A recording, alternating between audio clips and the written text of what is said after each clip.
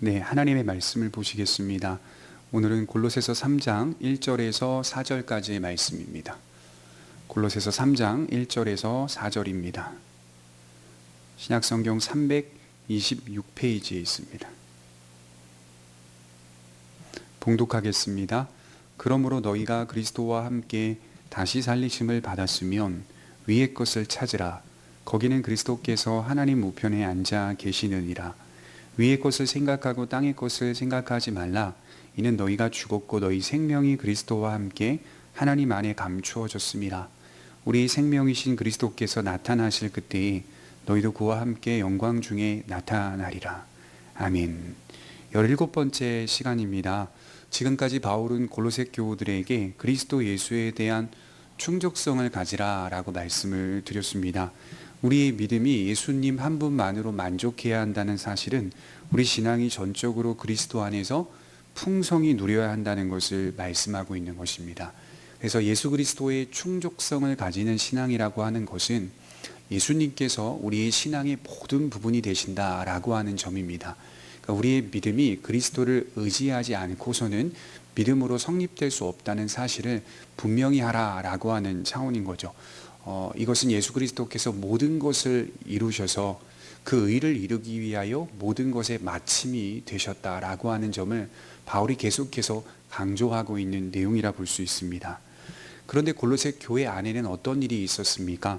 의식주의와 고행주의와 같이 또는 율법주의에 매여서 복음보다는 이러한 신앙의 내용들로 믿음을 세워가려는 거짓 성도들과 거짓된 선생들이 존재했다는 것입니다. 많은 성도들이 이들의 주장을 따랐고 초대교회는 이들로 인하여 많은 어려움을 겪게 되었습니다. 이 바울 서신을 읽다 보면 거의 대부분의 서신에서 이런 사람들이 등장합니다. 흔히 이들을 유대주의자들이라고 말하기도 하고 동시에 이들의 가르침과 혼합하여 더욱 큰 갈등을 야기했던 사람들이 있으니 이들을 영지주의자들이라고 부릅니다. 이처럼 초대교회 안에는 건전한 가르침과 함께 불순한 가르침이 항상 존재해 왔다는 것입니다. 이것은 베드로 사도가 말씀한 대로 표현해 보자면 우리의 대적 마귀가 우는 사자와 같이 삼킬 자를 두루 찾는 모습과 같다라고 할 수 있겠죠. 역사 속의 교회는 언제나 공격을 받아왔습니다. 교회가 받은 핍박과 공격은 칼과 창이라고 하는 물리적인 것도 될 수 있겠으나 교리적인 핍박, 진리에 관한 공격과 미혹도 존재했다는 사실을 기억해 볼 필요가 있는 것이죠. 그래서 교회의 역사를 공부해 보면 교회가 긴 시간 동안 이러한 잘못된 가르침과 사상 앞에서 예수 그리스도의 진리를 지켜왔다는 사실을 묵상해 볼 수 있게 되는 것이죠. 성경의 가르침과 성경의 방향들을 충실하게 붙잡고 지켜내기 위해 계속하여 교회가 방어했고 계속하여 교회가 탐구했고 연구해냈다는 사실을 기억해 볼 필요가 있는 것이죠. 그러므로 교회가 예수 그리스도의 복음을 지켜내기 위해 얼마나 많이 수고하고 연구했고 또 얼마나 많이 희생했는지 우리는 그런 선진들의 믿음의 싸움을 존중하고 수고를 존경할 줄 알아야 할 것입니다. 특히 제가 관심을 갖고 있는 16세기와 17세기를 공부해 보면 기독교에 관한 모든 것들을 종합하고 체계화하며 요약했던 선배들의 수고를 볼 수가 있습니다. 그러니까 오늘날 아무리 인터넷이 발달됐고 정부의 홍수 속에 살고 있다 하더라도 이 정보들이 많이 돌잖아요. 성경적인 정보나 또 신학적인 정보들이 많이 돈다 하더라도 이 16세기와 17세기의 신학자들의 이런 수고와 또 연구의 업적에 따라올 수가 없습니다. 정말 그들이 얼마나 많이 수고했는지 몰라요. 기독교 신앙의 체계를 잡았고 기독교 신앙의 신조와 또 교리와 이런 모든 것들을 바르게 요약하고 바르게 교우들에게 가르치고 또 저술 활동에 충실히 했으며 그래야 지금 교회들이 기독교의 복음을 순수하게 지켜낼 수 있는 상황이 된 것입니다. 물론 역사 속에 하나님의 섭리 가운데 일어난 하나님의 일하심이라고 볼 수 있겠으나 분명 그 하나님의 일하심 속에는 믿음의 위인들의 노고와 또 믿음의 위인들의 희생이 존재했다는 사실을 부인할 수 없다는 것입니다. 이처럼 지금 바울은 예수님에 대한 분명한 신앙만이 참된 신앙이 될 수 있다는 사실을 가르쳐 주고 있습니다.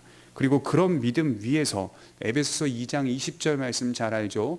너희는 사도들과 선지자들의 터 위에 세우심을 입은 자라 라고 표현하고 있듯이, 우리 기독교의 복음이, 기독교의 신앙이 참되다고 말할 수 있는 것은 사도들과 선진들의 터 위에 세워졌기 때문이다. 그래서 그들이 가르친 것이 무엇인가, 그들이 붙잡았던 것이 무엇인가, 그것을 토대로 교회가 건강하게 견고하게 설 수 있다는 사실을 날마다 되돌아보는 것이겠죠.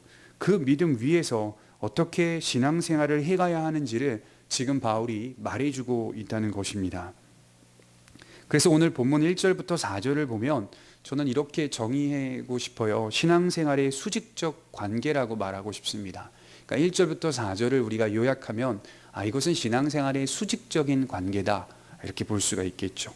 1절에 보시면 그러므로 너희가 그리스도와 함께 다시 살리심을 받았으면 위의 것을 찾으라. 거기는 그리스도께서 하나님 우편에 앉아 계시느니라. 그러므로 라는 말은 위에서 설명한 바울의 가르침을 그대로 이어받아서 바르게 이해하라는 말일 것입니다. 이것은 어떤 내용이죠? 그리스도의 충족성을 가지라라고 하는 신앙의 내용일 것입니다. 그런 내용을 가진 자라면 위의 것을 찾으라라고 말씀을 하고 있어요. 다시 말해서 우리가 그리스도와 함께 다시 살리심을 받았다면, 이 말은 그리스도로 말미암아 연합된 성립된 관계라면, 중생한 신자라면 이라는 의미죠. 예수로 말미암아 거듭난 신자라면 반드시 위의 것을 찾는 신앙의 중심을 갖는다는 뜻입니다. 베드로가 이에 대하여 이렇게 쉽게 이해시키고 있는데, 베드로전서 1장 3절에 찬송하리로다 우리 주 예수 그리스도의 아버지 하나님이 그 많으신 긍휼대로 예수 그리스도의 죽은 자 가운데서 부활하심으로 말미암아 우리를 거듭나게 하사 산 소망이 있게 하시며, 우리를 예수 안에서 거듭나게 하사 산 소망이 있게 하셨다. 따라서 위의 것을 찾는 신앙은 그의 안에 산 소망을 가졌다는 뜻일 겁니다. 반대로 예수를 믿는다고 하면서 위의 것을 찾지 않는 신앙이라면 그의 안에는 아마도 산 소망이 없다라고 할 수도 있을 것입니다. 이런 말씀들이 우리 자신을 점검케 하는 귀한 말씀이라고 볼 수 있겠죠. 그리스도 예수로 하여금 새로운 생명을 가진 자라면 그 생명이 내 안에서 약동하게 되는 것이죠. 그 생명이 역사하고 활동하는 작용이 있는데 우리 안에 계속적으로 약동하게 되는 것이죠. 이것은 내가 하늘에 속한 자라는 사실을 입증하는 하나의 증명이라고 볼 수가 있습니다. 예수님께서 계신 곳을 바라보며 하나님 보좌 우편에 계신다고 했죠. 거기에 속한 모든 것들을 탐구하려는 자세가 바로 위의 것을 찾는 자세다라고 말할 수가 있겠죠. 구체적으로 생각해 봅시다. 이것은 승리하신 예수 그리스도를 믿는 믿음 안에서 그가 가르쳐 주신 말씀과 삶의 모습을 마음에 새겨 따라간다는 사실일 것입니다. 이렇게 바꿔 말하면 마태복음 7장 13절에 보면 예수님께서 말씀하셨죠. 좁은 문으로 들어가라. 거기는 협착하다, 사람들이 잘 찾지 않는다라고 말씀하셨죠. 그러니까 우리의 신앙의 모습이 좁은 길, 좁은 문으로 들어가는 모습인지를 돌아볼 필요가 있을 것입니다. 이것은 골로새 교회에 침투한 거짓 신자들이나 거짓 선생들의 금욕주의나 고행주의나 의식주의, 율법주의와는 전혀 다른 개념입니다. 그들도 마치 위의 것을 찾는 것 같은 모습들을 보였습니다. 그래서 2장 23절에 그들의 모습이 지혜 있는 모양 같으나 라고 하는 말씀을 쓰고 있어요. 그들이 이런 고행주의나 금욕주의나 율법주의를 추구하는 모습들이 마치 지혜 있는 모양이나 라고 기록을 하고 있어요. 그러나 그들의 신앙은 정작 예수님과는 무관한 형태의 신앙의 내용을 붙잡았다는 말이 됩니다. 그러므로 위의 것을 찾는 신앙이란 먼저 예수 그리스도를 믿는 분명한 신앙을 의미하는 것입니다. 거기서부터 우리의 신앙이 출발하는 것이죠. 그래서 하늘에 속한 신앙이라고 말할 수가 있겠습니다. 그리고 우리가 중요하게 생각해 볼 만한 주제가 또 하나 있는데 바로 노력입니다. 노력. 1절에 위의 것을 찾으라. 여기 찾으라라는 말을 통해 우리가 받은 구원의 은혜가 사람이 힘들어서 찾는 노력과 긴밀하게 관계되어 있다는 사실을 눈여겨봐야 합니다. 장로교인들이 반성해야 된다고 했죠. 장로교인들은 항상 역사 속에서 반성을 해야 될 부분이 있었는데 그것이 바로 노력입니다. 노력. 성결한 삶, 거룩을 추구하는 삶, 하나님 앞에 헌신하는 삶, 이런 것들이 굉장히 미약했습니다. 이 노력과 긴밀하게 연관되어 있다는 사실을 눈여겨봐야 한다는 것이죠. 은혜는 노력이 요구된다는 말을 기억했으면 좋겠습니다. 성경에 나타난 믿음의 위인들은 믿음으로 인하여 역사하는 모습일 것입니다. 물론 그들의 부족함들이 나타나기도 하지만 하나님께서 어떤 일을 행하실 때 성경을 보면 그들의 믿는 행위가 드러나게 되어 있습니다. 그들은 믿음으로 순종합니다. 그래서 여기 바울도 찾으라 라고 말씀을 하고 있어요. 마치 이것이 우리가 찾으면 발견할 수 있는 것처럼 표현해 놓았다는 것이죠. 노력은 진실성의 증표라는 말이 있습니다. 마태복음 11장 12절에 예수님은 천국의 성격을 이렇게 표현하셨어요. 천국은 침노를 당하나니. 이 침노라는 단어가 흥미롭죠. 힘을 이용하다, 강제하다라는 뜻입니다. 천국은 이처럼 노력하는 모습과 긴밀하게 연결되어 있다는 사실을 말씀하고 있는 것입니다. 예수님이 마태복음 13장 44절에 보면 또 이런 말씀을 하셨죠. 천국은 마치 이렇게 표현하셨어요. 천국은 마치 밭에 감추인 보화와 같으니 라고 표현하셨어요. 그리고 그 보화를 밭에 그대로 숨겨두었다가 자기의 소유를 다 팔아 그 밭을 샀느니라 라고 말씀으로 이렇게 이야기하고 계시는 거죠. 우리 신앙생활이 노력과 무관하지 않다, 긴밀하게 연결되어 있다는 사실을 이렇게 표현하고 계시는 거죠. 그래서 이 말씀을 통해 항상 점검할 필요가 있습니다. 위의 것을 찾으려고 애쓰고 탐구하는 사람은 날마다 하나님의 은혜를 경험하게 될 것입니다. 은혜 안에 서려고 노력하는 것이 내 신앙을 지키는 것이고 또 나를 지키는 것이고 교회를 지키는 것이고 나의 가정을 지키는 것입니다. 우리는 수없이 많은 공격을 지금도 받고 있습니다. 내적으로 공격을 받죠. 외적으로도 날마다 공격을 받습니다. 나아가 사단의 세력이 세상을 장악하여 사회적으로 문화적으로 이렇게 공격하고 있습니다. 이 찾으라라고 말하는 바울의 가르침을 기억해 볼 필요가 있습니다. 또 2절에 보면 이런 바울의 가르침을 더 구체적으로 확대하고 있는데 위의 것을 생각하고 땅의 것을 생각하지 말라. 이번에는 위의 것을 생각하고 땅의 것을 생각하지 말라. 위의 것에 대한 애착심을 가지라는 말 같아요. 즐기는 마음을 땅에 있는 것으로 갖지 말고 위의 것에 대한 애착으로 가져라. 즐거움을 누려라. 땅의 것을 생각하지 말라는 말은 자칫 잘못 이해하면 위험합니다. 왜냐하면 염세주의자가 될 수 있기 때문입니다. 이렇게 생각하셔야 돼요. 땅 위의 것들 자체가 악한 것은 아닙니다. 땅의 것들 자체가 악한 건 아니에요. 무엇이 악합니까? 라고 묻는다면 그것을 오용함이 악한 겁니다. 땅의 것에 대한 지나친 애착을 갖지 말라는 뜻일 겁니다. 우리는 언제든 땅의 것을 오용하고 땅의 것에 지나친 애착을 가질 수 있는 부패한 자들입니다. 그러니 우리가 가져야 하는 애착이 무엇입니까? 바로 하늘의 것임을 기억하라는 말씀일 것입니다. 바울이 이렇게 말하였어요. 고린도전서 10장 23절에 모든 것이 가하나 모든 것이 유익한 것이 아니요 모든 것이 가하나 모든 것이 덕을 세우는 것이 아니니. 자, 모든 것이 가합니다. 땅 위에 있는 것들이 나쁘지 않아요. 악하지 않아요. 하나님이 창조한 것들이니 모든 것이 가합니다. 이 원리를 우리가 마음에 새겨야 돼요. 그러나 모든 것이 유익한 것은 아닙니다. 얼마든지 우리는 땅의 것에 대하여 자유를 누릴 수 있어요. 그러니 땅의 것을 대하는 우리의 자세가 어떠해야 하는지를 바울이 말하고 있는 것이죠. 우리가 발로는 땅을 딛고 머리는 위를 향하였으니, 우리의 구조가 그렇잖아요. 발로는 땅을 딛고 머리로는 위를 향하고 있고, 이것은 하늘의 것을 사모하고 그것을 섭취하여 땅의 것을 통제하고 변화시켜 하나님께 봉헌해야 한다는 뜻입니다. 그래서 하나님께 영광을 돌리는 삶이 뭐냐라고 묻는다면 반드시 땅의 것들과 연결되어 있습니다. 하늘의 것을 섭취하여 땅의 것을 가지고 하나님께 봉헌한다. 땅의 것을 통제하고 변화시켜 하나님께 봉헌한다. 그러니 땅의 것들과 하나님의 영광이 서로 긴밀하게 연결되어 있다는 거예요.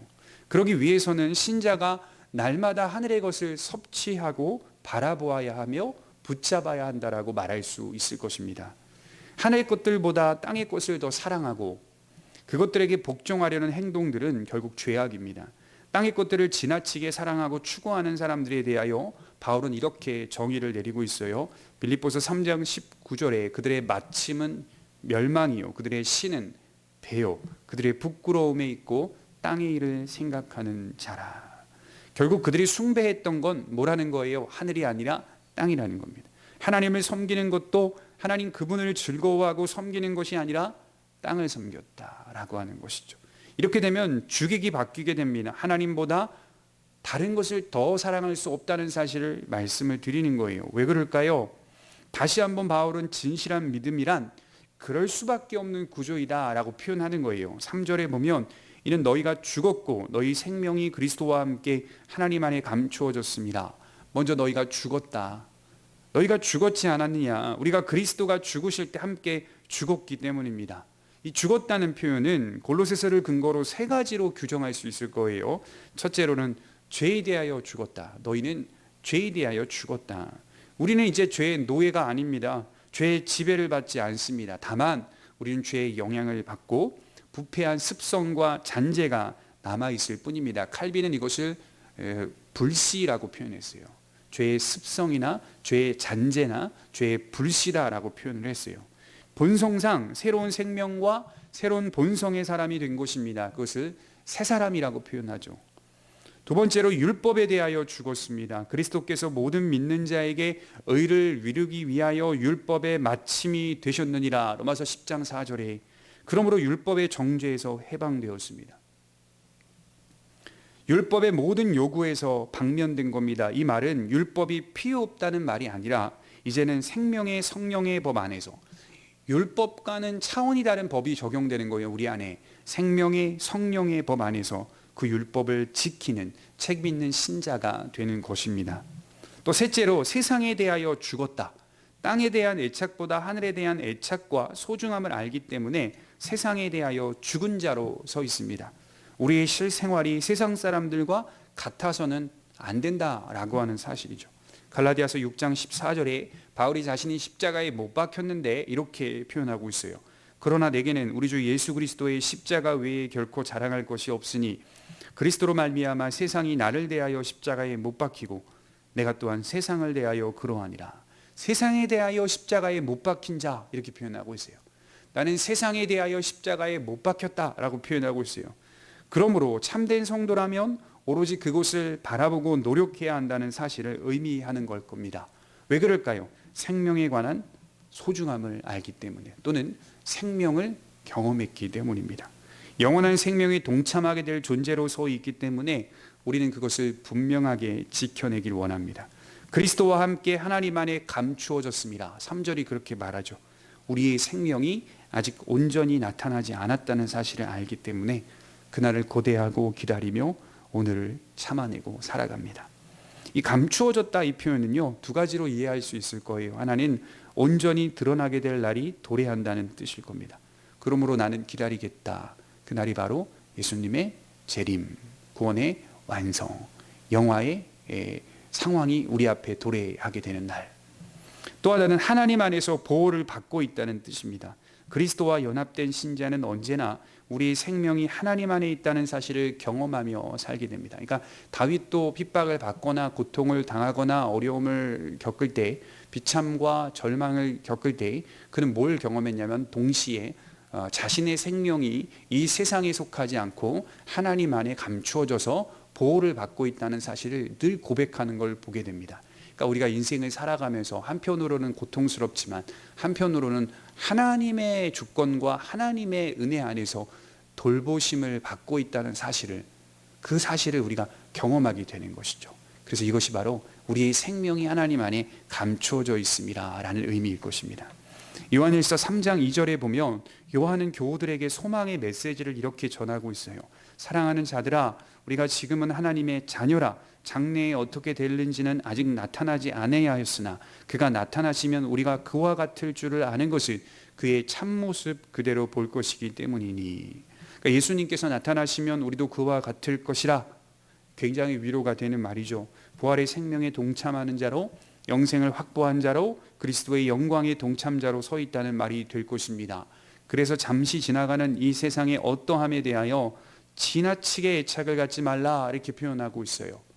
로마서 8장 18절에 생각하건대 현재의 고난은 장차 우리에게 나타날 영광과 좋게 비교할 수 없도다. 이 고난받는 성도들, 그러니까 로마 교회들, 초대교회의 성도들 고난받고 있어요. 비교할 수 없는 장래의 영광을 바라보라고 말씀합니다. 보이는 소망은 소망이 아니다, 이렇게 또 표현을 하고 있거든요. 땅의 것을 가지고 소망이 여기 있다. 그러니까 땅을 찾아봤는데, 땅을 둘러봤는데 소망이 여기 있더라 라고 말할 수 없다는 말이에요. 우리가 믿는 소망은 보이지 않는 것이니 보이지 않는 것은 참음으로 기다릴지니라. 바울이 이렇게 표현을 하였거든요. 우리가 믿는 소망, 우리가 바라는 소망은 땅에 보이지 않아요. 우리의 영혼에 보이는 거예요. 그것을 참음으로 기다리는 것. 그리고 우리는 오늘 4절 말씀처럼 반드시 그와 함께 영광 중에 나타나게 될 것을 볼 것입니다. 우리 생명이신 그리스도께서 나타나실 그때에 너희도 그와 함께 영광 중에 나타나리라. 이러한 믿음이 하늘과 땅의 수직적인 관계라고 볼 수 있는 믿음일 것입니다. 기도하겠습니다. 거룩하신 하나님 아버지, 바울이 땅의 것을 생각하지 말고 하늘의 것을 생각하라고 말씀하고 있듯이, 하늘의 것을 찾으라라고 말씀하고 있듯이, 우리의 믿음이 하늘과 수직적인 관계로 연결되어 있다는 사실을 날마다 돌아보게 하여 주옵소서. 그 수직적 관계의 중심 속에 예수 그리스도의 언약이 있다는 사실을 기억하고, 그와 함께 죽고 그와 함께 다시 부활한 사람이라면 마땅히 우리가 이 땅에서 땅의 것에 애착을 갖지 않고, 그러나 자유하나 책임 있게 주의 말씀에 따라 순종하는 삶이 되게 하여 주옵소서. 감사드리며 예수님의 이름으로 기도하옵나이다. 아멘.